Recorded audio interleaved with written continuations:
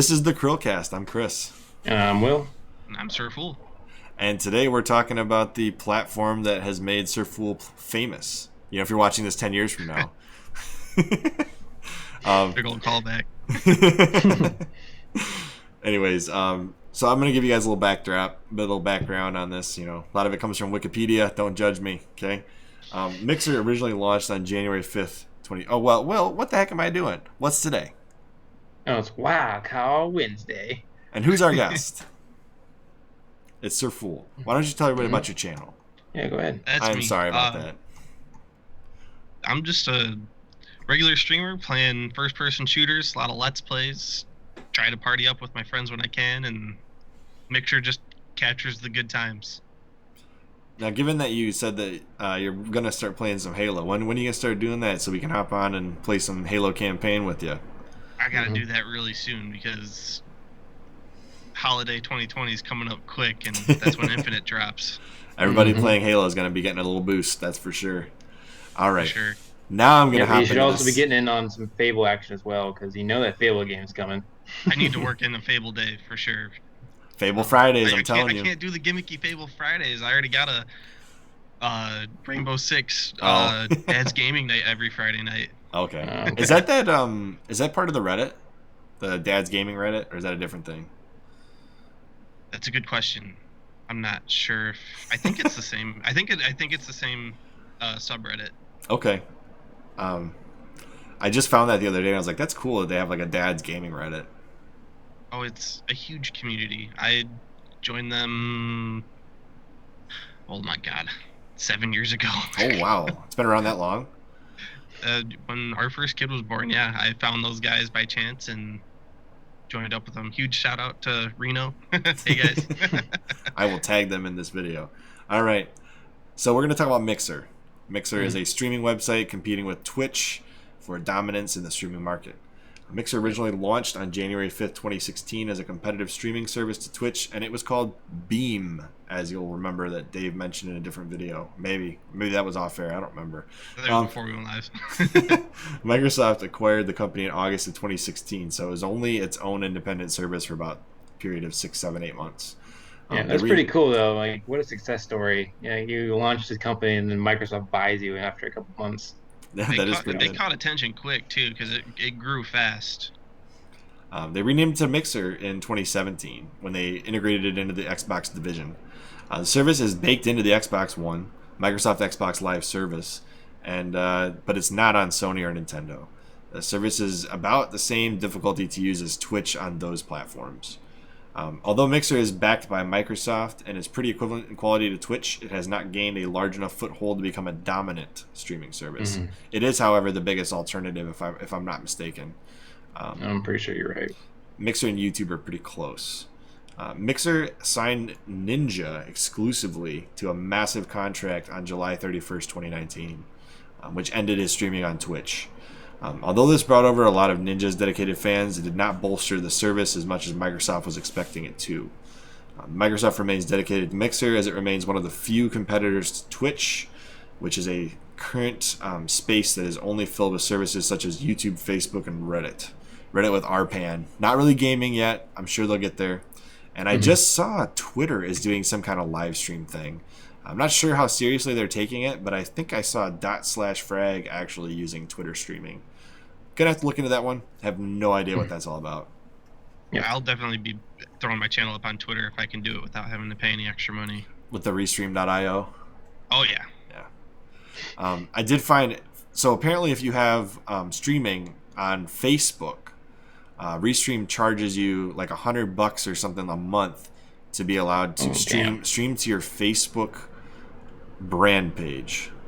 I found that out the hard way, and I'm not paying to Restream to a brand page. I don't know if it's because it's in the same tier as like a business, and they like want to charge you if you're a business or what. But when you're not a massive streamer, it's not worth it. You know, Not even close.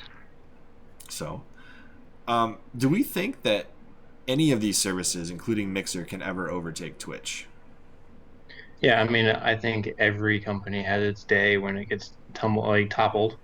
So I think it's only a matter of time. Like you said, when you're off air, it's Twitch's game to lose. And if they keep going down, like it gets to a point where they're so big that they think that they can do no wrong, and they start, silencing some people and not silencing other people, having questionable rules and conduct, and then people are going to get fed up with it. You see it all the time. So where they get so big, they almost like become stale, and they stopped, like they're no longer fighting for that position, and they start like, just falling apart. How about you, Dave? I agree with Will on that. If anybody does take over as top dog, it's not going to be anytime soon, and it's Yeah, going to that's be. true. It's more than likely going to be from Twitch's own doing. Uh, Little side note, I'm absolutely astonished that Facebook hasn't made a bigger splash than what it has. But streaming really didn't get much attention from Facebook or YouTube until Mixer really started making some waves in the industry. Because you didn't see Facebook or YouTube doing anything until Mixer started throwing out some numbers there and really got their attention. I mean, think about it. Before people started taking Twitch seriously, nobody was taking streaming seriously. It was like, well, why would anybody want to watch stuff live on the internet, right? Like you're watching. Yeah. I'm quoting some big businessmen at the time that I remember reading this when Twitch was kind of brand new. Why would anybody want to watch some amateur doing stuff on the internet? That's what somebody said. I can't tell you who said it. I can't remember for the life of me. But I remember reading that and I was like, dude, the internet's the future. What are you saying? Yeah. But people in business suits that are far older than me are the ones making those kinds of comments and decisions. So can't really comment on that. What I can say is this: I think Facebook streaming. I don't think people want to use Facebook for live streaming. I think they will use it if they don't have to do it themselves. Because what's the quickest way to get doxxed? People find your Facebook profile. What's the quickest way to find that Facebook profile? When you start streaming stuff to Facebook. You know what I mean? Why would anybody want to stream on the one website where they could actually locate you easily? Like, I would never pick Facebook as my dedicated streaming platform. There's no chance. It's not user friendly either. No. I've taken a look at it, and it was a pain trying to even just get a stream key from them, and they lost my interest really quickly. I've done it one time. I Facebook live streamed one time. It was not for myself. It was for a different group, and I will never do it again unless it's easy with like Restream and I don't have to pay $100 a month for it. The way I did it was it was probably the most interesting way you could duplicate a stream without using a service like Restream.io. I'm not going to get into how I did it. It was very complicated. I don't recommend trying it, but it did work, and I didn't have to pay an arm and a leg for it. What I will say is this. I want to know what the experience for you has been like on Mixer. Really, really positive. More positive than negative. It's super easy to start streaming on Mixer. Like, you don't need the special mic, you don't need a camera to get started. You just open it up on your dashboard and hit play and just start playing whatever you want. It's already, like you said before, it's baked in. You open up your guide on Xbox, it'll block out your screen so nobody's seeing any of your personal information. You just play. I mean, a lot of the the biggest names on Mixer, aside from Ninja now, but a lot of those guys didn't have a camera for the longest time, but they had thousands of people watching them play. But at the same time, that's probably Mixer's biggest fault, is because it's so easy to stream. Everybody's streaming on Mixer, so if everybody's streaming, nobody's watching. That's fair. So that's their trade-off. So they almost made it too approachable to stream on Mixer.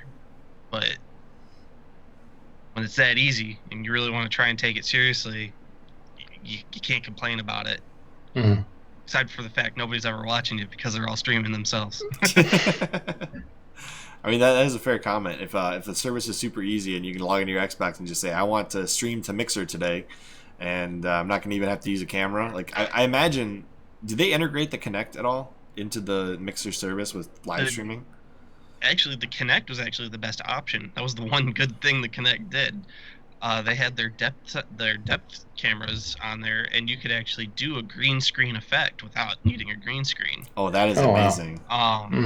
But that was, one of the greatest things. You could take a USB camera and plug it into your Xbox, and it would pick it up, and you could actually have a face cam.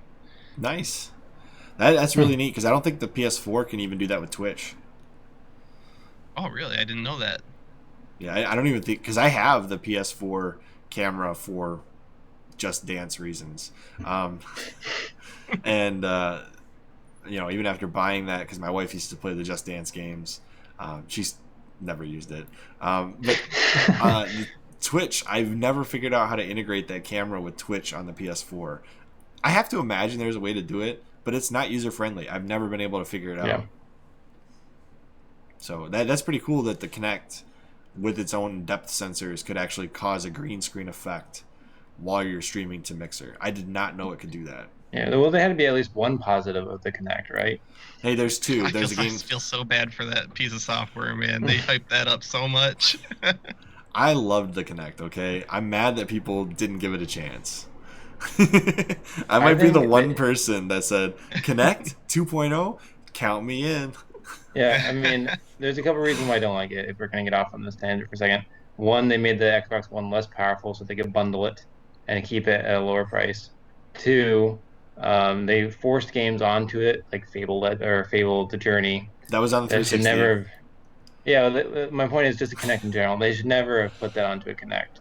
And I think that's like games like that really, it was a detriment to be on software like that. Gave people a bad taste in their mouths and it killed the system. Not only should they not have put the Fable The Journey on the Kinect, they just never should have made that game. It's true. They should put all the resources into a Fable 4. I totally agree with you. Pointless Fable game. I have that game. It's on my shelf. I keep thinking, stay there. Yeah, maybe I'll just get all the achievements just for bragging rights. I've actually been thinking about buying that game again, so I can, get some Fable fix. But you just want mine. You can just have it. All right. Yeah, I don't have a Kinect anymore, unfortunately. Oh well, then never mind. I have two. I'll take that too. I have two Kinects. One of them probably hasn't been used in like 3 years. It's been sitting in a drawer. Anyways, so back on Mixer. So as far as Mixer goes, I will say this: the couple times I've tuned into streams, I think the interface is a little busy for me. Like Twitch is extremely simplified. It's very straightforward. It's very streamlined. There's just so much going on the Mixer screen in general. Like whenever I'm gonna go to a live stream. Let's see if we can find one. Mm-hmm. I just feel like the interface is very, very busy. Let's see. I think I know what you're talking about. There's a lot of channels that uses their feature called Mix Play. So they'll take all their subscription buttons and like their custom Sparks buttons, and it actually makes it an interactive interface underneath their screen. And for the streams that keep it nice and clean on the actual gameplay screen, they make it really busy on the rest of the window with that Mix Play window that pops up underneath. And they just need to simplify that, or just get rid of it. Yeah, I think this interface, like once you go full screen, it's fine. But I never watch things in full screen. Like I don't do that anymore. Like I don't have time to just sit there and put something full screen and watch it on its own. Usually, if I'm watching Mixer or listening to Mixer, it's in like the bottom corner of my screen, and I'm just paying attention to it little by little while I'm doing something else. It's something to make the time go by a little quicker for myself, or to hang out with somebody virtually. And chatting in the live chat. It's cool when people interact with me. Like if I'll say, "Hey, how you doing?" I'm like, "Hey, thanks for stopping by." That's always cool. Mm-hmm. But I do think the interface is a little busy. That's my biggest issue with Mixer. I think Twitch is a lot more simplified, more streamlined, and it's a lot easier to understand what you're doing. Like you click on a button. Like nowadays, though, lots of colors, lots of things happening. Oh, I think it looks nice, but it's just too busy for me. Mm-hmm. I like a really simplified interface, if that makes sense. The one thing they added that's a lot of colors and can be distracting to somebody that's not used to their chat Yeah. is something that I really like. Is their uh, their viewer levels. That's what those little numbers are next to everybody's names. Is it shows how long that person's been in that chat and in that community. So like the streamer can look at the chat and say, "Oh, hey, welcome to the channel," or "Hey, good to see you again," and not necessarily remember who it is that they're talking to. It's like, You "Oh, hey, just they're level Yeah, it's 20. cool. They've been here Yeah. for at least 2 of my streams." there you go. I think I got up a couple levels last time I watched you. I think I was at like level 2 or 3 or 4 or 5 or something. But yeah, I had your stream on a while back when I was typing up an outline. Maybe it was for this episode. I don't know. I was typing up an outline while I was listening / watching your Let's Play. I can't tell you what game you were playing anymore because it's been a little while, but It was probably Apex. I think it was because I had no idea what was going on the screen. I've never played Apex. I'll be honest with you. I find it just feels so good. I think the graphics are great, and I like the fact that it's not like Fortnite because I'm just not into Fortnite. The building on Fortnite is a little too complicated for me. Yeah. But anyways, not a Fortnite topic right now. I think if anything, what Mixer needs is like a definitive, successful, high-profile game that is streamed almost exclusively on Mixer. So like maybe when Halo Infinite launches, Exactly I think what I was people are gonna going to start paying attention. If it doesn't completely bomb right out the gate, I think Infinite streaming on Mixer, especially if Ninja hops on that, it could be a massive bolster to the Mixer community. That'll definitely gain some attention because anybody who knows who Ninja is, they're gonna want to watch him play Halo and get first impressions. Yeah, and hopefully people like Hidden Xperia and whatnot will give a shot at Mixer at that time, because if Ninja's streaming Halo Infinite on Mixer, everybody else that streams Halo on Mixer, it's going to bolster that community. Oh, yes, definitely.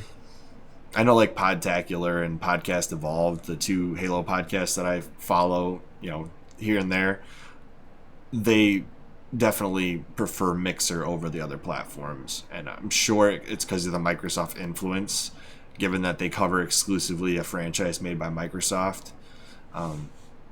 But I think they do a good job with it. I think that their streams, even if they're not having a ton of people watching every single time, the fact that they're streaming on these platforms and have subscribers that will come back and watch them later, because I know a lot of people will block the replays for anybody but their subscribers or whatever the paying membership is on Mixer. I honestly can't remember what it's called.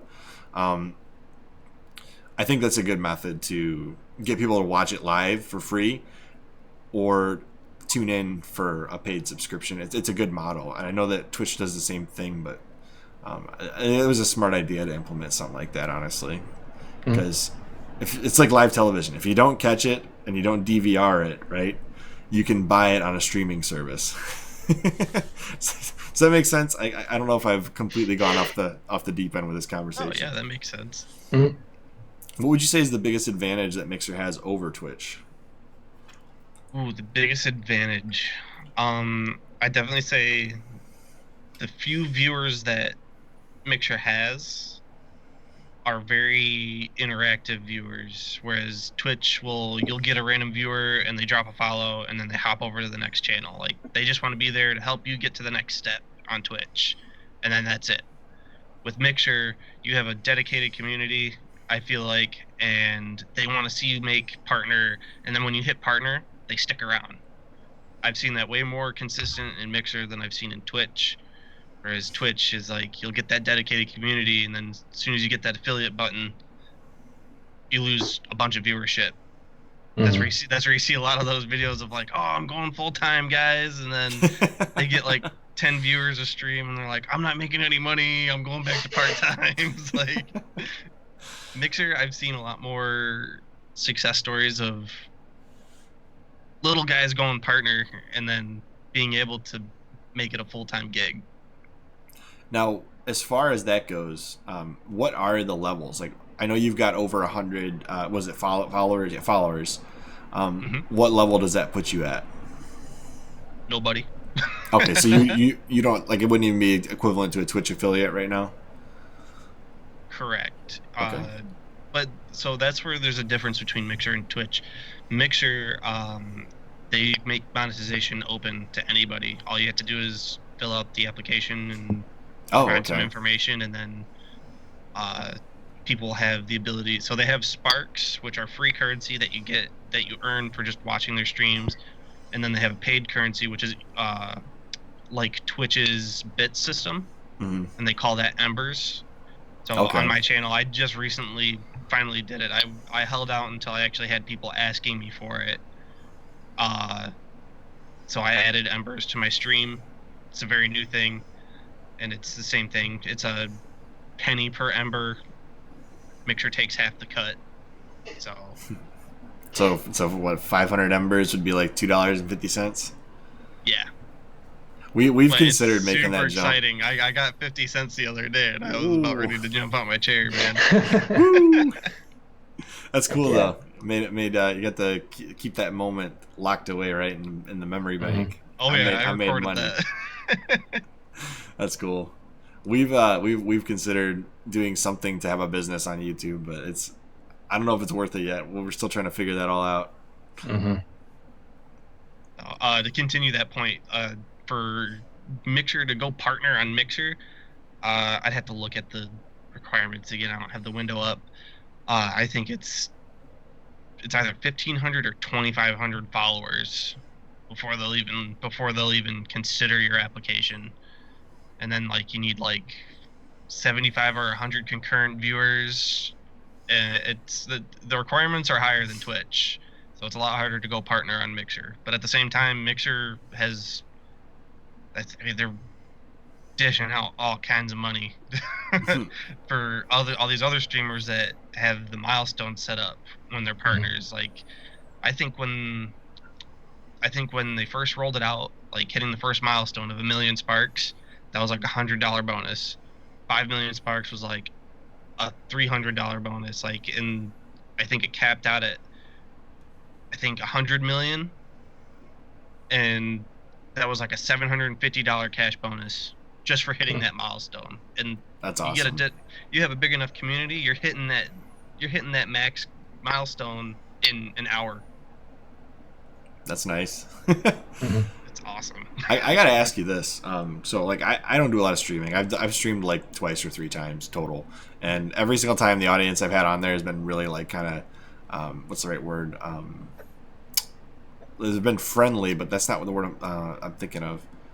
Kind of, they've been active and like, genuinely interested in talking to me versus like watching me play. When you have a captive audience on a stream, like people that want to hear you talk, do you ever feel like you don't have enough to say, or like you're like, I don't know what to say, like that frozen moment where you're like on a podium and I don't have a speech prepared? Like where do you sit on that spectrum? Do you enjoy having that conversation essentially with yourself with a bunch of words on a chat, or like where do you sit with that? How do you feel about it? Yeah, it is so hard trying to strike up a conversation by yourself. Look to a list of words on the side of the screen. My biggest piece of advice I've always taken to heart is just, no matter who's watching, stream like you have 100 people watching you. Like I try to just start talking about something, and then if it brings up a secondary thought, I can kind of branch off on that.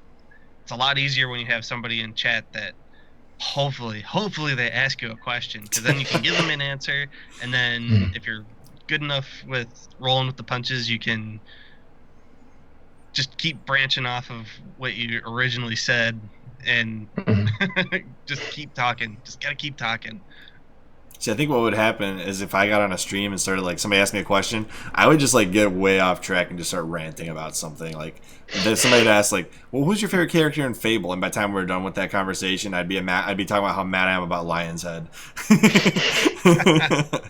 Anyways. That's a good thing. That's what people love about that, though, is, like, they want to, that's the biggest thing that they're looking for, is, like, and if they're the one that sparks that, they think they're the coolest guy in chat, because they off this whole thing. Yeah. You're not wrong. I know that feeling. I want people to read my comments and go off on tangent for my comment all the time. I always manage to get streamers to read my comments. I don't know what it is about what I type. It's all those dick pics.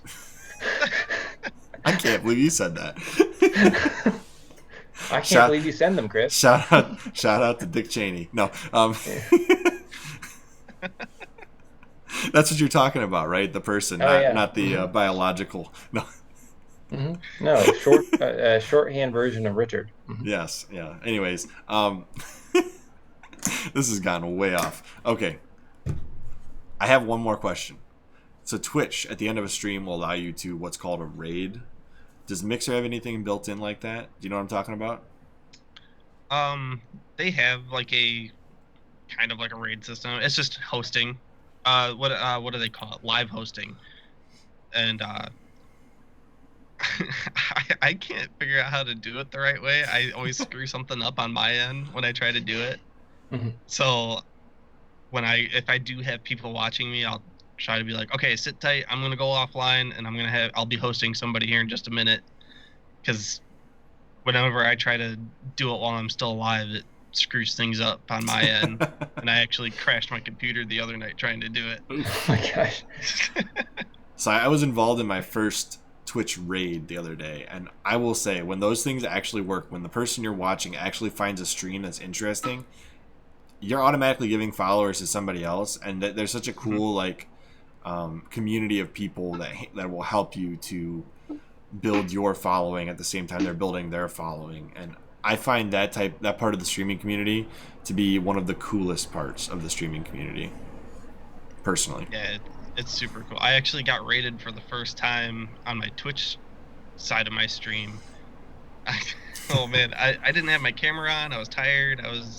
Didn't want the light on me, and I was just, playing Warzone with my buddy, and I look over and my stream is just scrolling. I was like, what in the world is going on? I had a buddy that rated my channel with 7 viewers, and those 7 viewers were just spamming the chat, huh? It was so cool.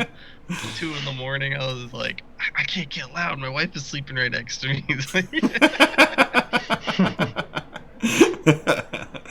Oh man, is there anything else that you'd like closing remarks on Mixer? Only thing I wanted to kind of bring up is streaming going forward. You're gonna see a lot more of these quote unquote trades going on with different streamers, like, because it wasn't just Ninja that switched over to Mixer. You had Ewok, who was a big Fortnite streamer. I forgot about him. King Gathalion. I watched him a lot before he switched over to Mixer, and he played a lot of Destiny, and they both have very consistent, very positive communities. Like, they're nothing to say against them, but like, they weren't anything near where Ninja was. Mm-hmm. And they have nothing but good things to say about Mixer. So I mean, it's good to see them make that switch and not have anything bad happen to their community. Yeah. I think the biggest issue we're seeing right now is you got to find some way to rise above the ranks in Mixer, where these guys brought an audience with them. You know what I mean? Yeah. Yeah. They already had a dedicated community when they came over, so if they could even retain like 75% of their audience, along with the deal they made with Microsoft to come over here, it makes a big difference for them versus somebody who started on Mixer and is building their own community on Mixer. You know what I mean? Yeah, for sure. I actually forgot there was another big streamer that was probably on Ninja's level, Shroud. Oh, and yeah. He lost a huge chunk of his community, but he just kept rolling with it, and he was able to keep things going. I never saw any actual numbers, but I mean, he was always rumored to have a bigger deal from Microsoft than what Ninja got. Wow. I think the one person that if they'd have brought them to the platform, because they're not like well known as a streamer, if they could have gotten PewDiePie, I knew you were that gonna say dude gets so much on YouTube. He had to change his chat to sub or the paid tier only, because I joined his first one because I was just curious how it would go. He had like 200,000 concurrent viewers on his first stream on YouTube after he came back from DLive. Crazy numbers, yeah. And the chat was just it was like nuts. So he changed it to like paid only tier. I haven't really tuned in as much, but the fact that he can do a paid only tier and it's still going, it's like there's no way he's not making a ton of money doing that. Like, Mm-hmm. it's just crazy. And I have to imagine some of these guys that have built up their audience as big as like Ninja or PewDiePie or Shroud or Ewok, any of these people, they've got it. Like anytime they're streaming, they're making money. You know what I mean? Like that is some serious money because people are paying to watch that consistently, and they want to get featured on their channel or have like some kind of a chat highlighted so that they'll read it on the stream because there is some kind of. I'm not gonna lie, it feels good to have something you said read by somebody who I would consider popular or famous. It's pretty cool. They acknowledge you. It makes you feel good. Yeah. I think there's one other thing I wanted to touch, and then we'll be done with this. It was something to do with... I can't think of it. Do you guys have any other closing remarks? Not that I can think of. Other than the fact I think Mixer is going to get a lot bigger by the end of this year. Just with because I mean it's Microsoft owned and it's integrated with their systems, and Microsoft I think is going to have a whole bunch of exclusives this year. We'll see. I think that'll definitely help them. Yeah, I agree with Will on that. I don't know what they have planned, but they're doing nothing but throwing money at Mixer because Microsoft does realize they have something that could potentially contend with Twitch on a higher level in the future. I remembered my question finally. Okay. So Twitch has just kind of recently expanded to like live music. Is Mixer doing anything on that front that you know of? Mixer has actually had a problem with live music, so I think that might be Twitch kind of jumping on Mixer, kind of shutting that down a little bit, because it was a lot of musicians kind of having these big open. The biggest issue with Mixer was the follow for follow trend that they just recently kind of shut down on. They like any stream that had follow for follow on it was they were actually shutting down the channels. And those most popular in the music channels where people would go in, oh hey, here's my stream, you follow me, I'll follow you back. Oh geez. And then that was unfortunate for some of the musicians that were actually on there just, broadcasting their music for people to listen to. And then somebody would abuse that and say, oh, is this a follow for follow page? That would get flagged on Mixer's algorithm, and then they would have to fight to get their channel back up. That sucks. But you're saying there is other things in gaming. That was my biggest question, is Mixer a platform for more than just gaming? Oh, definitely. Mixer, actually, I think you can do it with Twitch. I don't know how well it works. I've never tried it, but like Mixer has the ability to stream, IRL from your phone. Yeah, I'm not really sure how to do that. I've never tried it with Mixer or Twitch, but it is really cool that they have that set up on Mixer. I did not know that. But our buddy from a previous week, Fort Atlantic, John Black, he does his music on Twitch, and it is an epic live stream every week. So I was just curious, talking to you, if that would be something I should suggest to him to also stream to Mixer. Sounds like that might be a good option for him to try. It's a whole other community that he can tap into, and it wouldn't hurt. Yeah, maybe I'll send that his way. And honestly, if you ever want to see an awesome live stream, go check out Fort Atlantic. His live stream is one of the best music live streams I've ever watched. He's so chill about it too. So everybody, make sure you go to mixer.com/SurFoolPlays and go subscribe and follow, whatever the right word is. Send him some sparks, and if you're feeling a little generous, send him some embers. Get him that 75 cents. Heck yeah. Maybe $1. That'd be enough. You'll probably make me cry live on stream. As always, I'm Chris. And I'm Will. And I'm SurFool. And we will see you on next CHRILLCAST. Bye.